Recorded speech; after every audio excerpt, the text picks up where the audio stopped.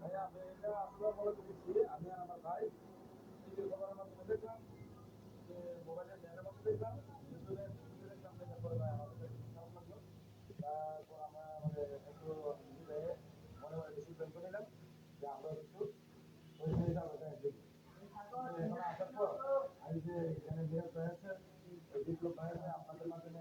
আপনাদের সহযোগিতা আমরা যেতে পারছি, এটা ভাই আমাদের একটা আসল সৌভাগ্য। আর আমরা মানুষ মনে করবে যে কি